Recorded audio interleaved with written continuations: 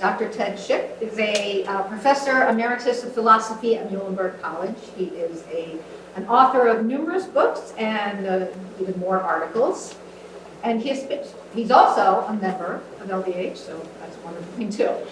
He's spoken with us before, in fact last year, I believe it was October, and in several years past, so it's always a good talk. We're ready for you. We only have one microphone this time, so if you do have questions at the end, just shout them out and Ted will repeat them so that they get picked up for the recording. All right, well, thanks, Trish. It's always a pleasure and a privilege to be with the Lehigh Valley humanists. But of course, if there is no free will, I had no choice but to be here. So the question that I'd like to address today is whether or not that's indeed the case. Given all that science has told us about reality, is it possible to believe in free will? Well, I guess we should begin by defining our terms. So free will, as I understand it, is simply the ability to do otherwise than you do. So in other words, there's two sorts of conditions that have to be met in order for you to act freely. First, there have to be alternate courses of action open to you. There have to be different sorts of paths, so to speak, that you can take.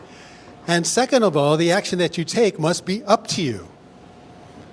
Now, as you know, there are a number of scientists who claim that neither of those conditions obtain. And perhaps the most famous of these scientists is B.F. Skinner, the most famous free will denier of the 20th century. And of course, he created quite a stir when he wrote his book, Beyond Freedom and Dignity. Now, Skinner is a behaviorist, and a behaviorist believes that the way we act as adults is determined by the stimulus-response connections that were established in our childhood. So in other words, we're programmed by our environment to do what we do, and we can't do other than what we've been programmed to do. And so if we go beyond freedom, if we give up the notion that people have free will, then we have to give up the notion that people have dignity, which means that we have to give up the notion that people should be praised for what they do or blamed for what they do. According to Skinner, you had no say in how you were brought up, and so whatever you do is not up to you. Now, of course, not all scientists agree with Skinner. The sociobiologists, for example, claim that the environment is not the primary determinant of our behavior. It's what's encoded in our genes. So what the sociobiologists want to claim is that our social behavior is determined by our genes. Now, the way that they get to that conclusion is they claim that just as physical characteristics can improve our inclusive fitness, our evolutionary survival advantage, by making it possible for us to live long enough to reproduce. Well, just as physical characteristics can improve our evolutionary advantage, so can certain social characteristics.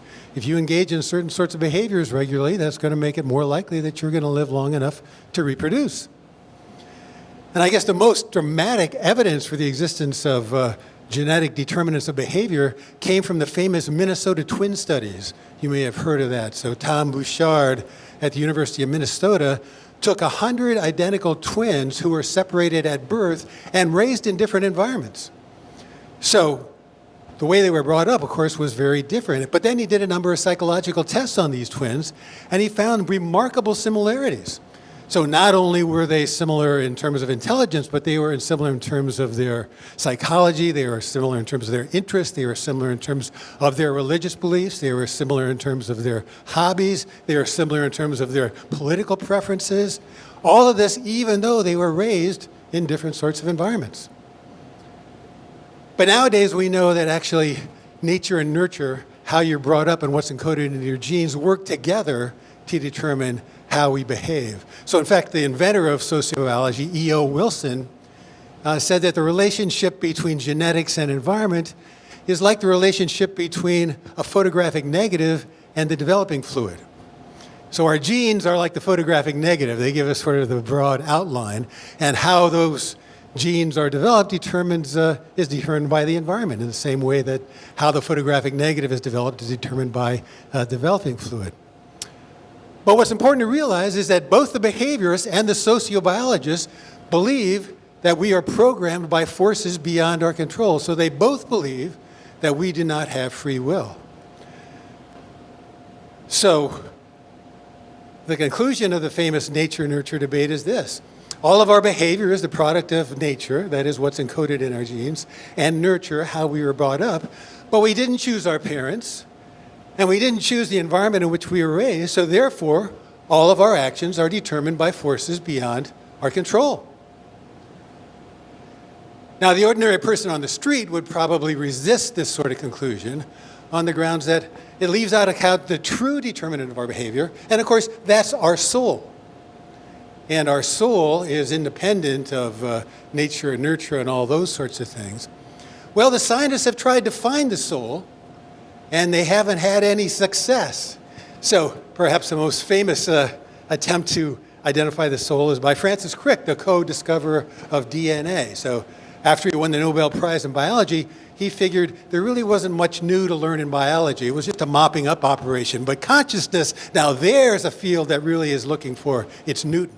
He wanted to be the Newton in the study of the mind. So he and Christoph Koch were looking for the neural correlates of consciousness. And the subtitle of his book here, as you can see, is called The Scientific Search for the Soul. And what, of course, he found is that there is no such thing. So all the thoughts and feelings and desires that we have are determined by the neurons firing in our brain. There is no extra supernatural entity in there that's somehow poking its finger in there and making our neurons fire some way other than they would. So the idea is that we're nothing more than a pack of neurons, as he says it. The astonishing hypothesis is that you, your joys, your sorrows, your memories and your ambitions, your sense of identity and free will are in fact no more than the behavior of a vast assembly of nerve cells and their associated molecules. As Lewis Carroll's Alice might have phrased it, you're nothing but a pack of neurons. So that's what modern science has to tell us about the nature of human beings. But now, what I find most astonishing is not that the scientists have failed to discover the existence of the soul, but, and I discussed this last time, it's that biblical scholars are unanimously agreed that the Bible gives us no reason for believing in the existence of a soul. If you believe in a soul, you are not a Bible-believing Christian. You are a Platonist. Plato believed in a soul, but the Bible gives us no reason for believing in the existence of a soul. So, for example, as Adrian Thatcher says, there appears to be a rare unanimity of biblical scholars, and of course it's really rare when scholars agree on anything. But this is one of the things that biblical scholars agree on, that there is no such thing as a soul. The picture of the person is non-dualist. A dualist is somebody who believes that there are two separate substances in the world, a material substance and an immaterial substance like a soul. So the Bible gives us no reason for believing that, and the Bible gives us little or no support to the idea that a person is essentially a soul, or that the soul is separable from the body. So how can this possibly be the case? Well, what the biblical scholars say is that the existence of the soul actually undermines the basic event of the Christian belief system. And of course, the basic event of the Christian belief system is Jesus being sacrificed on the cross, right? But if we have a soul, then Jesus didn't really die, right? So his body may have died, but if he has a soul, his thoughts, his feelings, his emotions, his desires, his memories, they're all still there, right? And of course, if Jesus didn't really die, then there was no sacrifice. And if there was no sacrifice, there can't be any atonement. And we also know that the word that gets translated as soul is sukkah, or nephesh, which means living, breathing creature. So the notion of an immortal soul doesn't appear in the Bible at all. And of course, there are many places in the Bible, like Ecclesiastes says the dead know nothing, the soul that sinneth it shall die, all that sort of stuff. So that's what's astonishing to me. I mean, people don't know this, even though the biblical scholars are unanimously agreed. That's what's astonishing to me. Well, anyway, the most fundamental argument against free will comes not from behaviorism or sociobiology, but it comes from physics. So according to the standard model of particle physics that our modern scientists accept, the world is really nothing more than a glorified billiard ball game. And the billiards are the little subatomic particles that make everything up, the electrons, protons, and neutrons. And according to modern science, everything that happens is a result of those electrons, protons, and neutrons bumping into one another. So John Laplace recognized way back in the 18th century that if you had an intellect, doesn't have to be God, could be a computer, could be an alien intelligence, could be God. If you had a being that knew all the physical properties of all the physical particles in the universe, and he knew all the laws that governed their interaction, and he could do really quick calculations, that guy could predict the entire future of the universe. If someone had known the position and the momentum and all the other physical properties of all the subatomic particles that make up the world 200 years ago and knew all the laws that govern their interaction, he would have been able to predict that you would be sitting here today. That's what science tells us. It's all about prediction and control, and we get prediction and control by understanding the laws that govern the interaction between the basic constituents of the universe. And of course, according to that view, if we could somehow run the universe backwards in time and take it back to some time in the past and let it run forward, we would end up exactly where we are today. There's only one possible future. The universe has to unfold in the way it did, and it couldn't unfold any other way. And of course, if that's true, there can't be any free will. Because free will requires alternate courses of action, and according to modern physics, there's only one future. So the master argument against free will can be put this way. According to causal determinism, which is the view that every event is the consequence of past actions plus the laws of nature, we can't change the past, and we can't change the laws of nature. Right? And we could all get together and turn the lights down low and chant equals MC cubed, equals MC cubed. We're not going to change Einstein's law, right? You can't change the laws of nature. Even if we had one electron in a little jar, and everybody in the world focused their attention on that one little electron and said, go positive, go positive, go positive. We couldn't even change the charge of an electron. You can't change any of the properties of the physical particles that make up the universe. You can't change any of the laws that govern the interactions. You're powerless to affect the future.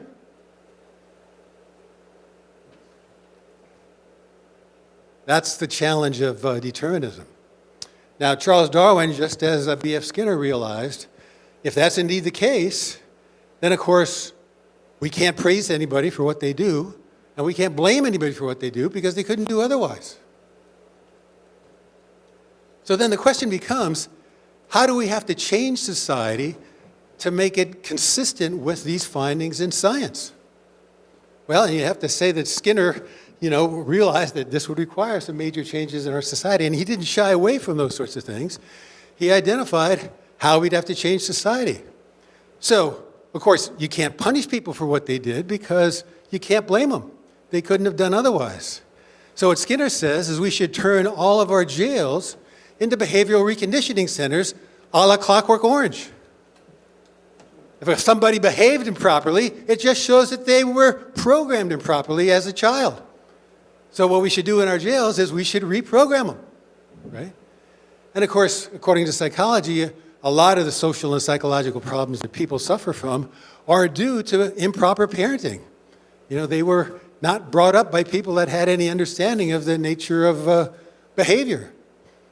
And so what he says, and he lays this out in his book Walden 2, is we should turn the rearing of children over to the experts. We should turn it over to the behavioral psychologists. They can give these kids the right sort of experiences so they grow up to be productive, successful members of society. And of course, if there is no free will, we fire all the lawyers, right? Because the job of the lawyer is to determine responsibility. And if there is no free will, no one is responsible for their actions, right?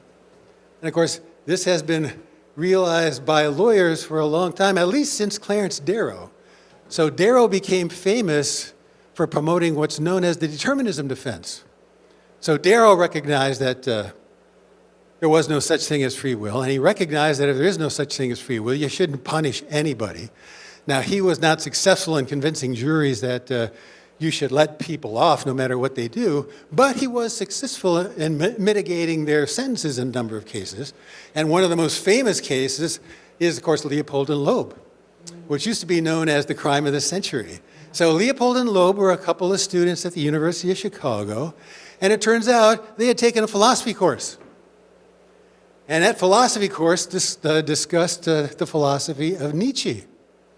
And if you know anything about the philosophy of Nietzsche, you may know that he introduced the concept of the overman or the Übermensch.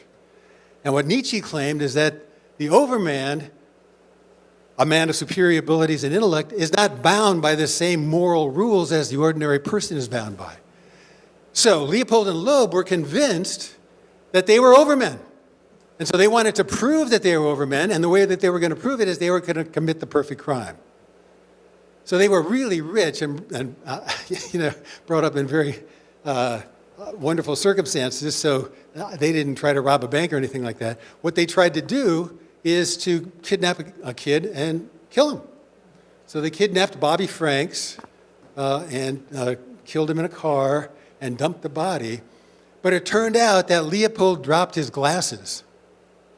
And his glasses were an ordinary sort of glass, and a prescription was not that unusual, but the hinges were really, really expensive.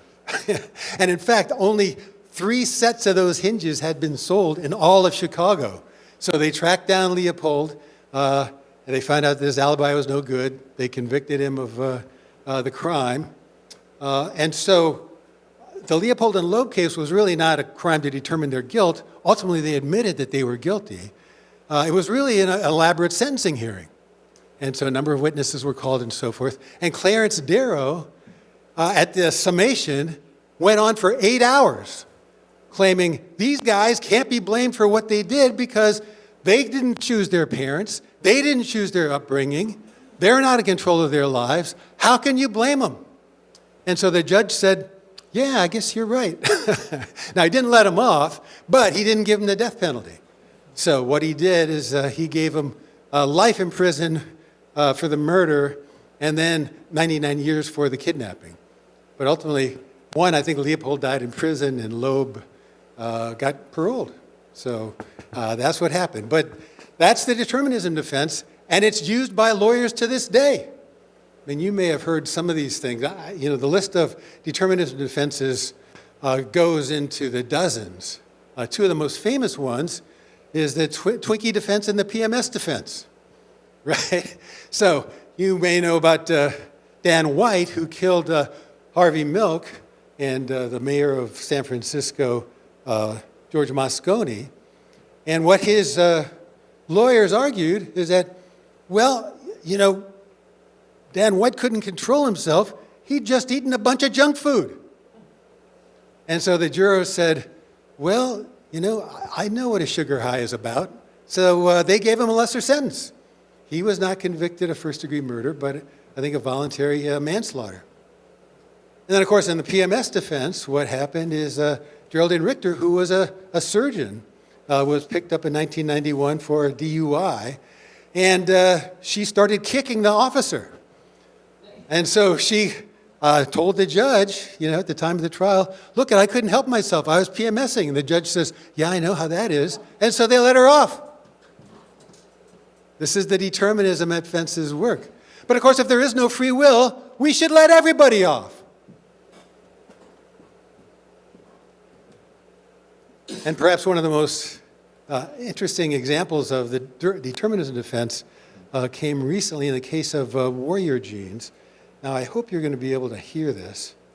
Let's see if we can.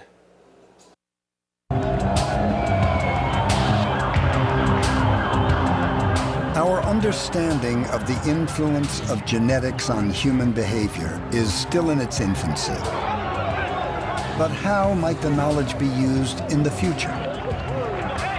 One day soon, psychiatrists might be able to tailor therapies based on a patient's genetic makeup. But how far down this road should we go as a society? And when does behavioral genetics cross the line into eugenics and sinister Nazi ideology of a master race? But the march of warrior gene science is gathering pace and has already entered the criminal justice system. 2006, East Tennessee. Bradley Waldrop is charged with murdering a family friend and attempting to kill his wife. I killed Leslie Bradshaw. I attacked my wife. I'm not proud of none of it. The evidence seems to be clear-cut, and most think that Waldrop is facing a first-degree murder conviction and the death penalty. Then his lawyers try a new line of argument. Waldrop has the shortened MAOA gene. Forensic psychiatrist Bill Burnett testifies in court that Waldrop's genetic makeup, combined with his explosive personality, diminished his ability to premeditate murder. This was the first time that a really big trial was influenced by the testimony regarding this gene. Much to the anger of the victim's family and observers alike, the jurors agree and convict Waldrop of the lesser crime of voluntary manslaughter. The case has created strong public opinion. As that person's lawyer, what do I know about the law? But I wouldn't have gone within 100 miles of that expecting it to work. It's a hell of a thing that worked. But Burnett... So there you go, that's the warrior gene. So if you have the shortened form of the MAOA gene, you have a 400% greater likelihood to commit a violent crime than if you don't have that gene. And so that's what was testified to in the trial. And because this guy has this gene, and because he was brought up in an abusive household, they decided that we're not going to hold him fully responsible for what he did. But of course, this raises another interesting way that we can modify our penal system. So just as perhaps it should be changed into behavioral reconditioning centers, maybe it should be changed into genetic reconditioning centers. And you all know about CRISPR. CRISPR is the technology that allows us to edit genes in the way that we edit a Word document. You can snip out a bad gene and you can put in a good gene. We could snip out the shortened form of the MAOA gene and put in the long form. And of course, we don't have to wait for a crime to be committed for that to happen. We could look at the genes of all newly born babies. And if we find the shortened form of the MAOA gene in that baby, we can change it right there at birth so we don't have to worry about the expense of tracking them down and putting them in jail and all that other stuff later in life.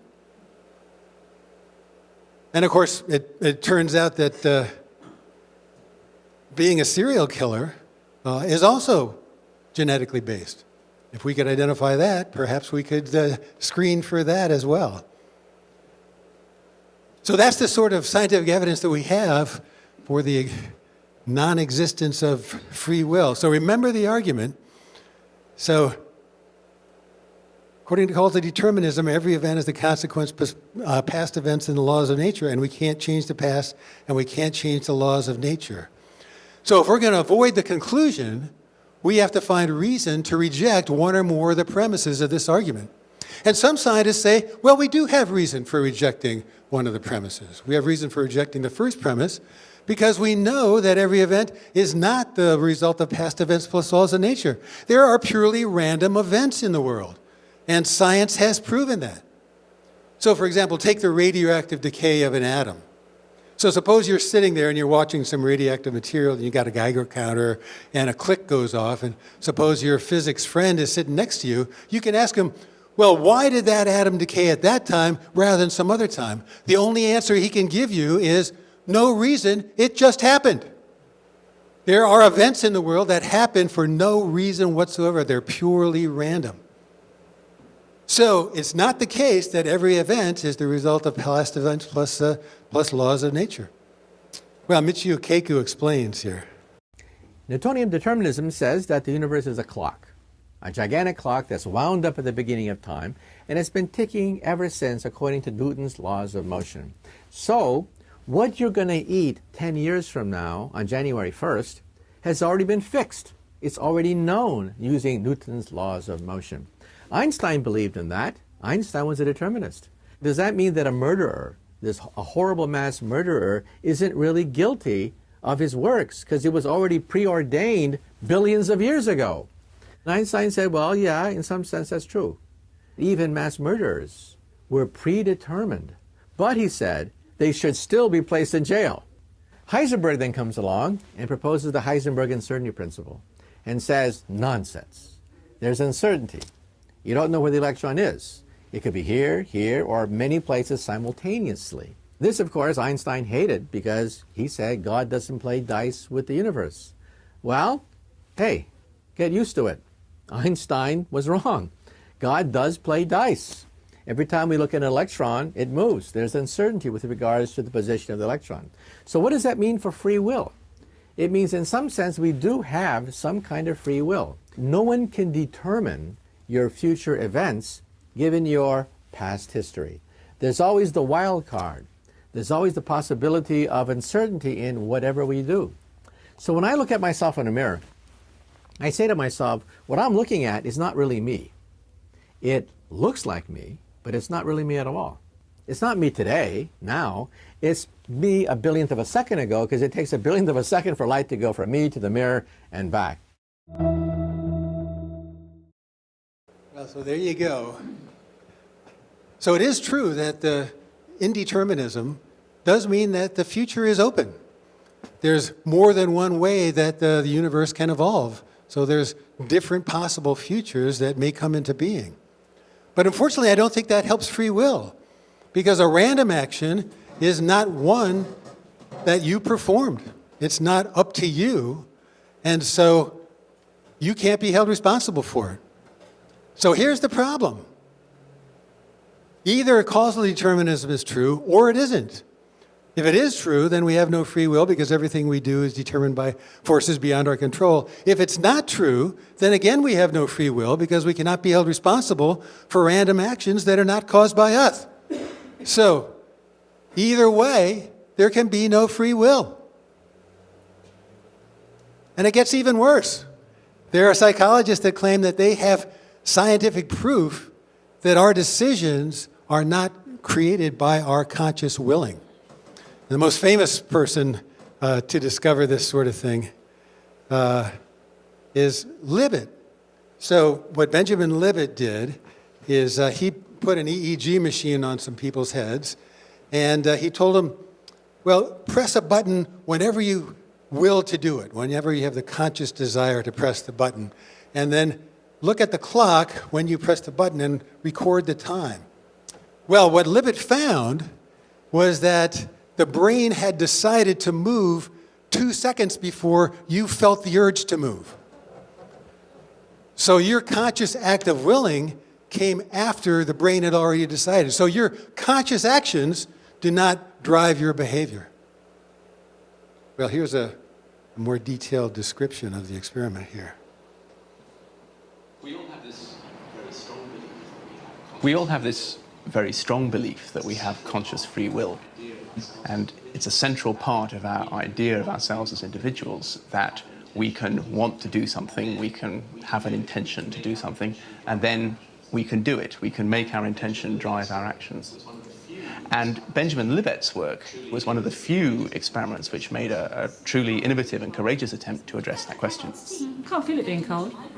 Patrick Haggard's team are going to measure my brain activity in the run-up to a conscious decision, with electrodes placed on my scalp. Okay, Susan, hello. You're all wired up and ready to go. Absolutely. We're going to record from your left motor cortex, your right motor cortex, and from the midline. I want you to watch the clock hand, which is rotating in this small clock in the center of the screen. And then, at any time that you choose, when you intend and will to, I want you to press either this key or this key. As the urge? As the urge takes you. Fine, okay. And then the computer will prompt you to type in the position of the clock hand at which you first felt the conscious will to press the button. Good. Any questions? No. Off we go. It's very funny waiting for the urge, isn't it? So watching the clock, I record the exact time that I make the decision to act, while the electrodes on my head monitor the activity in my brain leading up to this decision.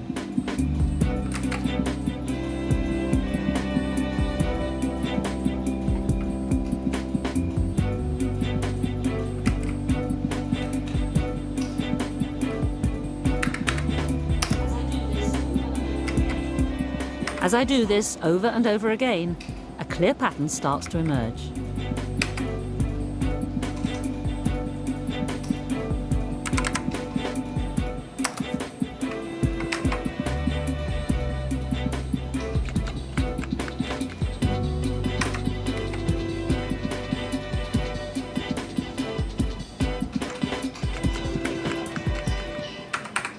So here are our results, which contain the same basic effect as Libet originally found.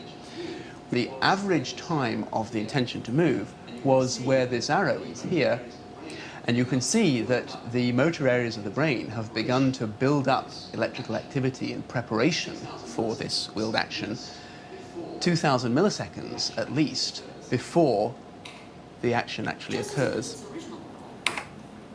Just as in Libet's original work, this experiment seems to show that my brain begins to prepare for movement long before I felt like I had consciously decided to move. So did I have any real choice about when I moved? Could the feeling of having made a decision just be an illusion?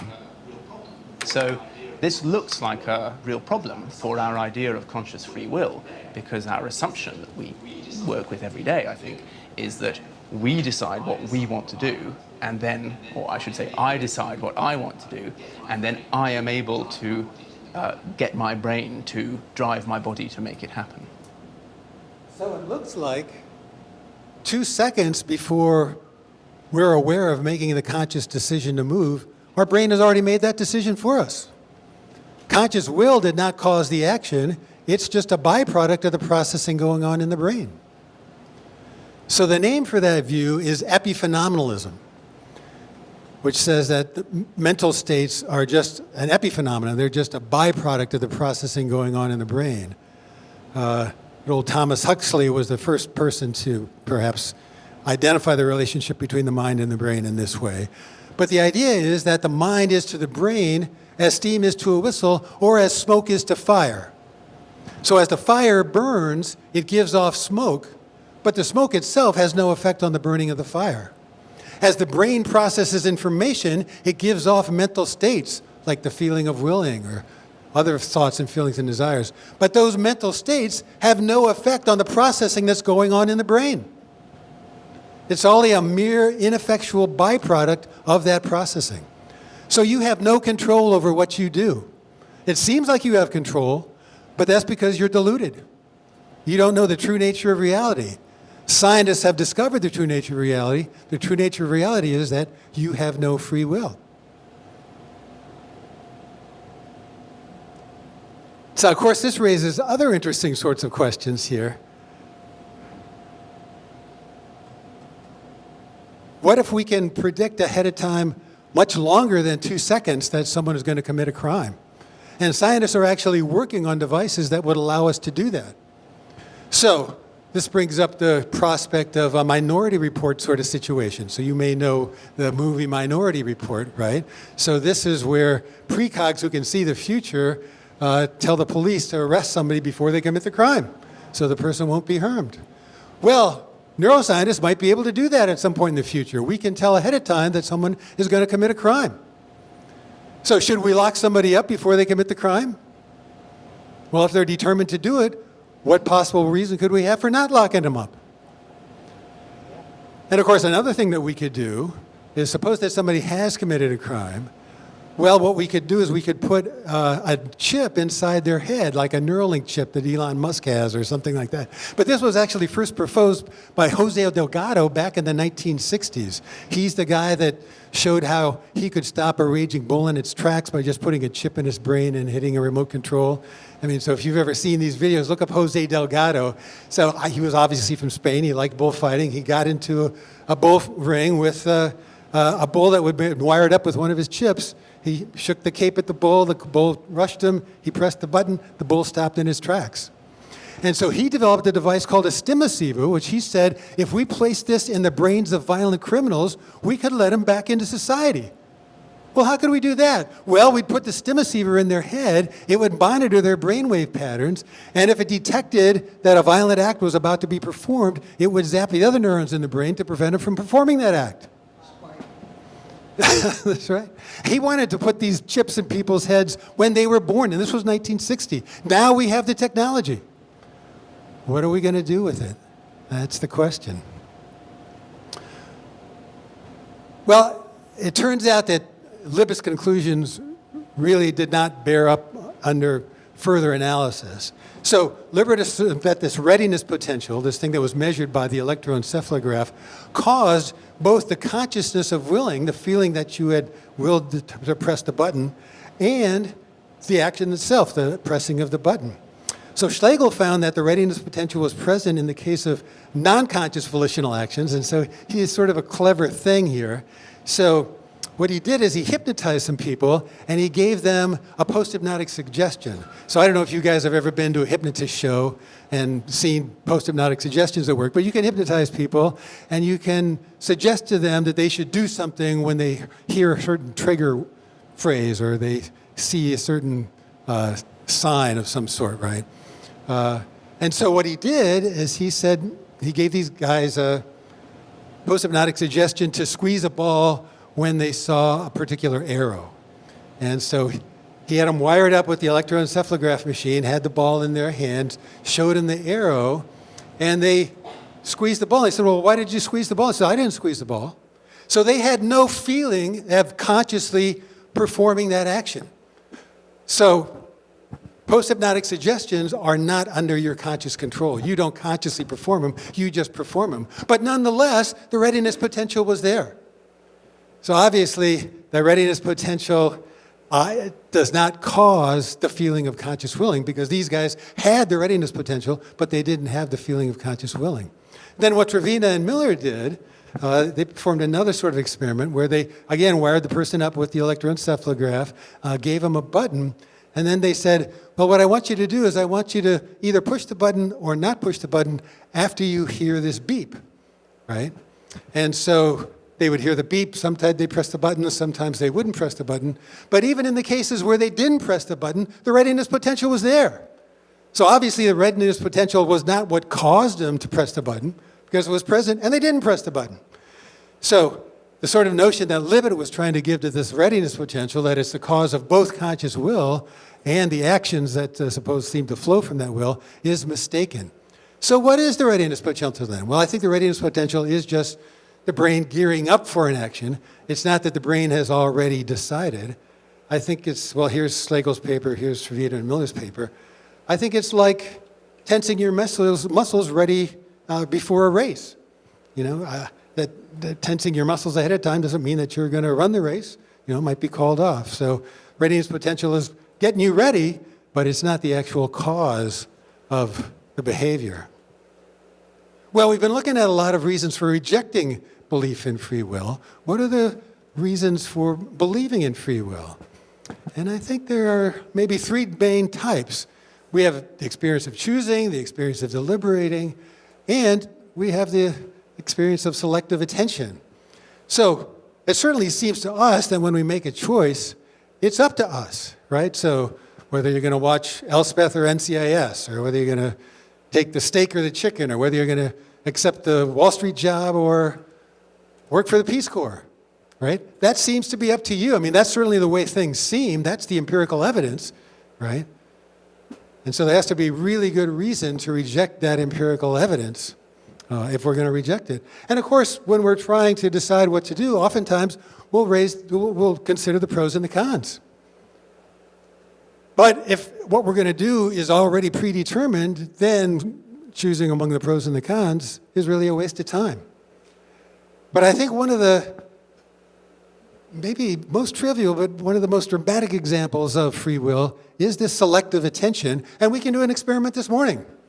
So you can decide this morning whether you think this shows that you have free will.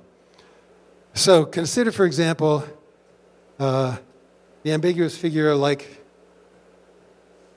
the old lady and the young woman, right? So, you see this? So that can be seen as an old lady, and this, of course, would be her nose, and this would be her chin, and this would be her mouth, and that would be her eye.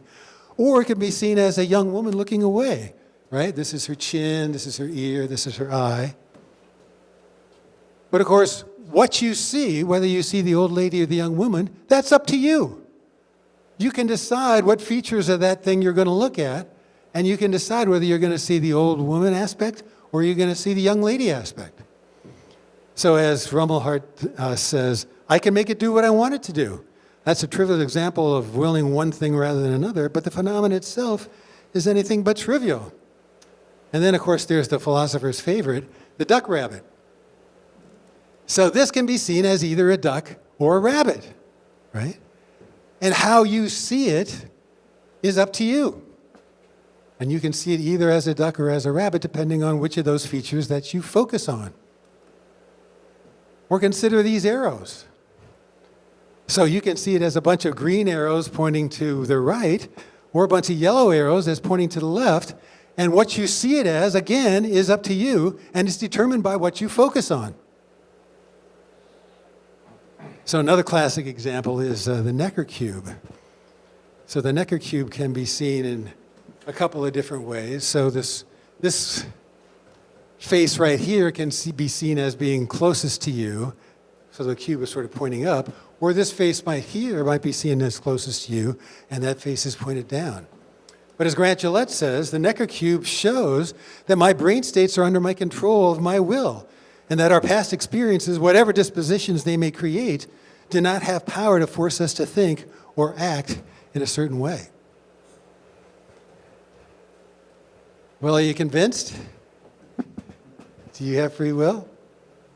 Well, so a number of books defending free will. Well, this is Richard Franklin summarizing this. He says, the picture at which we arrive is that in serious cases of deliberation and choice, there is a frequent directing of attention, which I suggest would be seen as the basis of free will. The ability to focus on what we want is really something that's up to us, and I think is evidence of free will. So as I say, a number of books have been written in defense of free will. So The Neural Basis of Free Will by Peter C., he's a neurophysiologist, and he explains exactly what goes on inside the brain in order for there to be free will. So if you want to know what the actual mechanism is, you can look at that. Mark Balaguer has a book on free will published by MIT Press. And most recently, Kevin Mitchell came out with a book called Free Agents, in which he also identifies the mechanism of what's going on in the brain when we act freely. But of course, there are books on the other side. Dan Wegner's famous book, The Illusion of Conscious Will. There's Sam Harris's book on free will. And Sapolsky's book, Determined, recently came out. So, should you believe in free will? Well, the choice is up to you.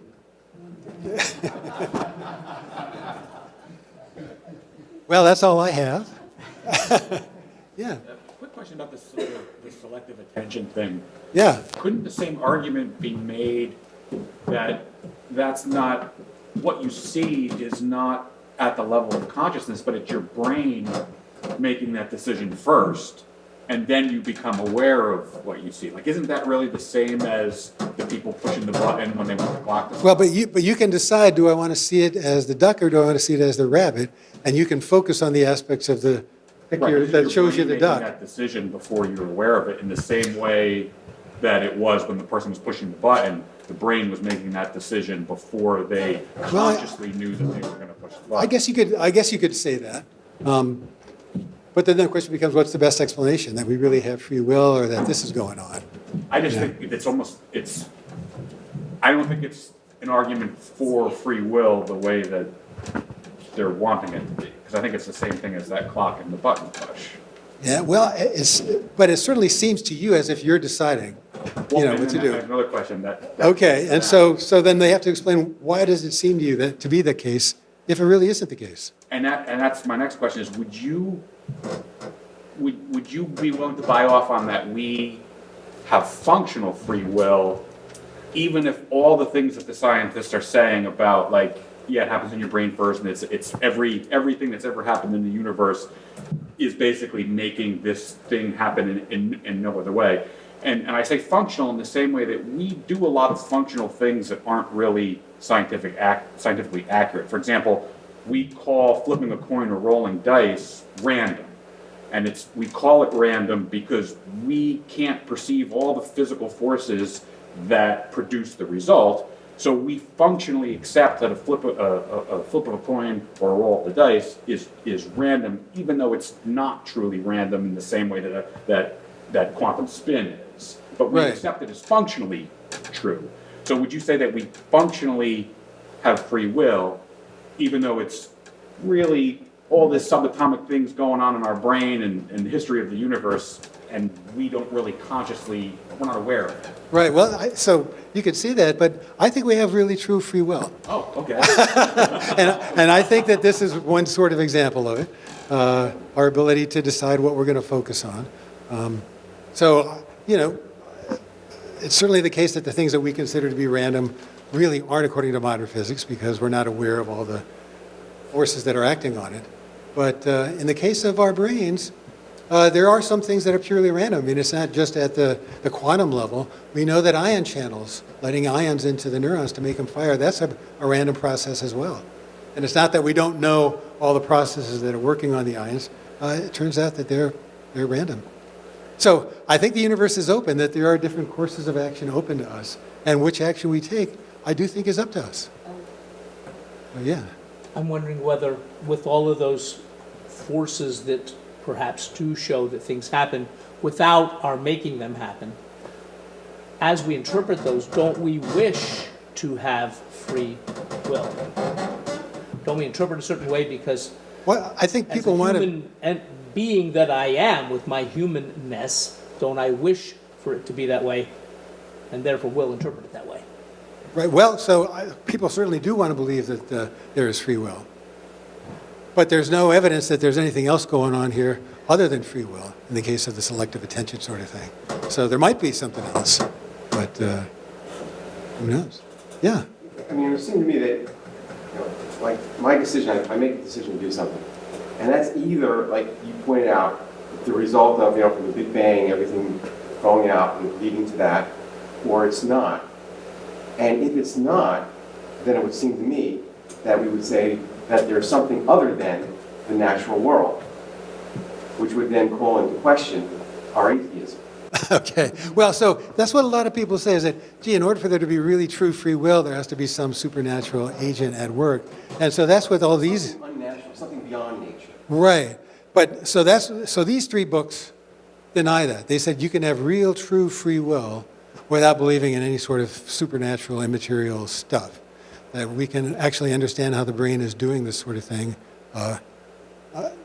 solely in terms of the mechanics of the neurons that we understand. But then isn't it just a natural process? If we can understand how the brain is doing it, then it's just a natural process as a result of, from the Big Bang. Right, but it's up to us, according to these guys. So what they do is they make a distinction between what's called bottom-up causation and top-down causation. Right, so bottom-up causation claims that, gee, everything that really happens is really determined by the protons, neutrons, and electrons down there at the lowest level, and it all just bubbles up. Well, so a lot of physicists have discovered that there is what they think top-down causation is. So at the higher levels, when you get different sorts of conglomerations of things together, they can actually determine which way that the lower levels are going to go.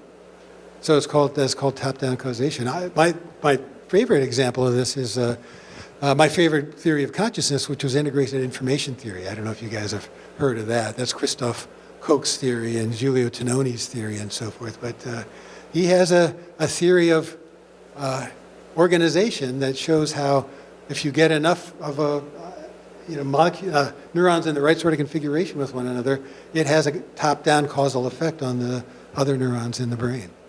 And that's without assuming that there's a soul or that there's an immaterial substance or anything else like that going on. So I think that's what led a lot of people to believe that there is no such thing as free will. The only way they could see it happen is if there was some outside force that was reaching down into the brain. But now a number of people have provided theories that show how you can have true blue dyed-in-the-wool free will, different courses of action open to you, you're deciding which one you're going to take being up to you, without assuming that anything supernatural is going on. Well, yeah. No, I can't speak authoritatively about this, but I studied the Bhagavad Gita, and they make it very clear in there, no blame, no praise, like what you were talking about. That was like, and they certainly believe in a soul and God, and the different forms of reaching God, or the Atman and the Brahman, but and even in other spiritual paths, they talk about no praise, no blame. Right. And yet they still do want you to be making decisions that God would like. Okay, well, so of course it depends on which version of Hinduism that you're talking about, but in the Advaita Vedanta, which people consider to be the philosophically most pure form of Hinduism, Atman is Brahman. So in other words, Atman is Brahman. Oh, yeah. So right. Your soul is really identical to all that there is. And so that's the realization that you get when you do meditation and so forth. You realize that everything is one, Yeah. and that you are identical to it. But what you also realize, according to the Hindu version anyway, is that Atman is one and it's unchanging. According to Hinduism, the universe is just one solid, unchanging whole. The change that we see is an illusion. The change is Maya, and we have to pierce the veil of Maya to see the true nature of reality, which is that all there is Brahman, and Brahman is unchanging. So there's not going to be any praise or blame in that situation because, hey, it's just all there and nothing's happening. I think the one thing that's missing from these analyses, as well as discussions about AI, is that we have a sense of beauty. Okay. And, there's no way to analyze that. I don't think there's any way to analyze that. You may not think Mozart's beautiful and Beethoven is. You may not think that jazz players are making instantaneous choices. But I don't think there's any analysis, and there's no reason for it. Right. Well, but the AI guys would say, I can train an AI to make the same judgments about beauty that you do. So yeah. So all we would do is we would look at the sort of things that you consider to be beauty. We would put that into the AI's data banks. We would say, well, this is beautiful. That's not beautiful. This is beautiful. And what, of course, the AI learns to do is to go on. And so once they had enough examples of what you consider to be beautiful, they would match your concepts of beauty really closely. They might miss a couple of times. You don't think? I don't find Yeah, as all of us have all had times when we spent hours, days, trying to figure out what we want to do with something. Mm-hmm. And to me, if we didn't have free will, it would be much easier. That's true. That's true. So one thing I didn't include in here, though, but there are other studies that psychologists have done, is they'll read to subjects a tract denying free will, and then they'll ask them to perform certain tasks. And so they found that students, for example, just after reading a tract that there is no free will, are much more likely to cheat than not. And are much more likely to commit crimes than not. And if they read about free will, then they're more better behaved. So. Devil made me do it. That's right. All sorts of interesting. Yeah. So I'm thinking about how perception plays into all of this, right? So if you're making a decision about what to do about something or what not to do about something, how you perceive the situation or the world around you is necessarily going to influence the decision. Oh, absolutely. Right, and that perception is going to be determined by nature and nurture, how you're brought up and what's encoded in your genes. But the people who believe in free will say that, yeah, certainly it influences a decision, but ultimately it doesn't make the decision for you. Ultimately, it's up to you. Depending on your perception. Depending on the perception, exactly. I have 3 daughters, and I think that from the very beginning, their personalities were set. So I do think there's something to do with the Genetic makeup, yeah. genetic, but also the things that, I can't remember what you said it was called, makes some people more prone to crime than others. And so each one of my kids is different, but the same, but their personalities are different and their ideas of right and wrong are different. Right. So, Even though they were raised pretty much the same. Yeah. Yeah. But, none of us are born into the same family, but even so, there are certain pressures. So I really don't know if that's something from birth, or if it's along the way. Did you have a question? From birth, everybody's influenced in a certain way. Right, depending on the circumstances. Right. Right.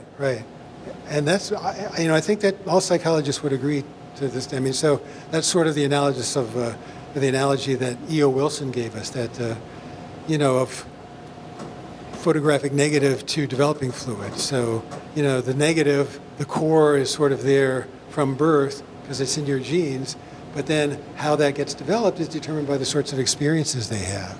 So, yeah. A concern I have with these free will defenses is that a line seems to be drawn at some point that says, okay, now this is definitely free will. So like at one point, free will could be put onto many things. And then over time, we did more and more study and found that maybe not this, this is better explained in a determinist model. And then, all of a sudden, okay, but this is the thing that shows there's free will. And I wonder if it's sort of like a God of the Gaps-esque argument where 40 years from now, we may find that actually this is explained in the determinist model. You know what I mean? Right. Yeah, it's like artificial intelligence. Well, they're not really smart because they can't do this, and then they do this, and they say, well, they're not really smart because they can't do this, and then they do it, right? I suppose that's possible, and it's possible that we could have a complete understanding of the brain so that we could predict from birth each action that any person would take given whatever. But at this point, I don't think we're in a position to say that that's the case. I mean, so this has always been there, and this is just one example. This is not like the last remaining example of free will. This is just an easy example, I think, to see. I was thinking about, when you're talking about the top-down thing. When I was a Christian, I was in a school that, science didn't really have anything to say about Christianity because, you have the natural world and the supernatural world. And so science couldn't be used to prove nor to disprove, Christianity or any, religion. But it still seems to me that even if you have this top-down thing, maybe I'm not understanding it properly, but even if you have this top-down thing, then if that top-down thing is the result of all those causes, as I think you might have been alluding to, there's now something outside of nature.